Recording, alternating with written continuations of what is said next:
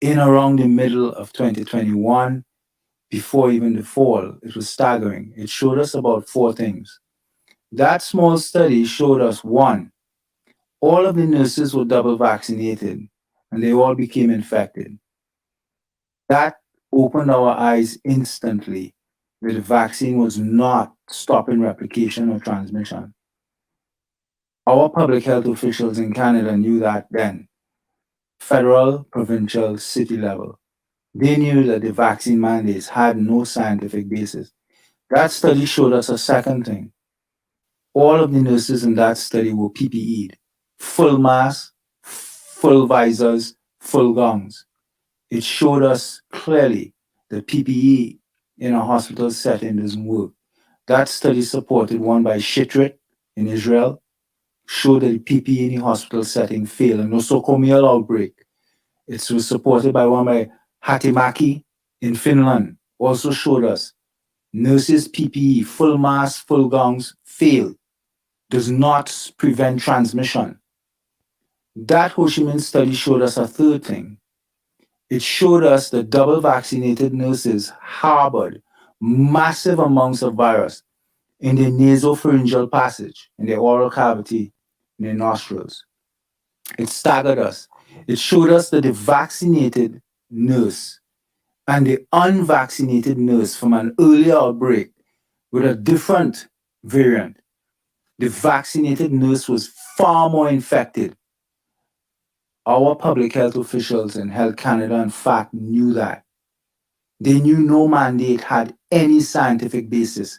That is why the head epidemiologist at FAC can go on record saying we have no data to support the mandate. And that study showed us a fourth thing, which was even more frightening. We detected 251 times viral load in the nasopharyngeal passage of the vaccinated nurse than the unvaccinated nurse. It showed us that you, as someone in a hospital setting, being cared for by a vaccinated nurse, then with Omicron is even worse. You were at greater risk of becoming infected from a vaccinated nurse than an unvaccinated nurse. And I'll close by telling you something that our public health officials here did. You never got this information, so I came to talk about different things, but it's key that you understand. When they came to you and told you Canadians that this is a pandemic of the unvaccinated, they misled you and they deceived you because it happened in America. CDC did it, so we followed here. What they did was this: they redefined what being vaccinated was. They told you that for that 14, 15-day period post shot, you were still unvaccinated. And that was the key. Why did they do you that? So that the public health officials in Canada could come to you in the media and deceive the public and tell you that this was a pandemic of the unvaccinated. That was a falsehood, a gross falsehood. They were taking the vaccinated people who were becoming infected and hospitalized, and they were placing their events in the unvaccinated bucket just by a simple change in the definition. That is why somebody like me came today, so that I make sure that I share some information you didn't have. So when the media told you that we need to get all you vaccinated people, you unvaccinated people vaccinated, the public health officials at Health Canada, in fact, knew it was a lie.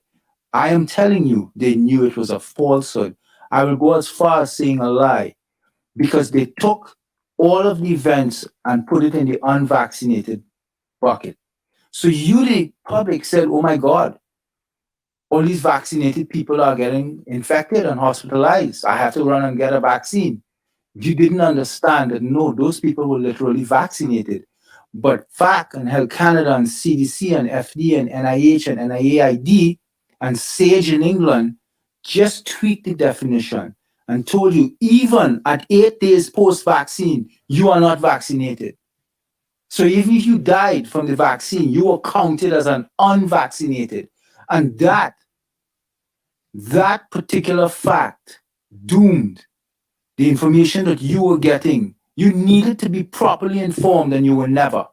The Canadian public never had the balanced, open, explicit, transparent, evidence based medicine information it needed to make proper informed decisions.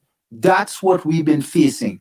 So when James goes to march for all these miles, it's not because James doesn't have anything to do, it's because James understood the science too. And James understood something was wrong. And James understood that you can't be forcing our federal workers and our military and our police and our great nurses to be vaccinated by force when the data is problematic.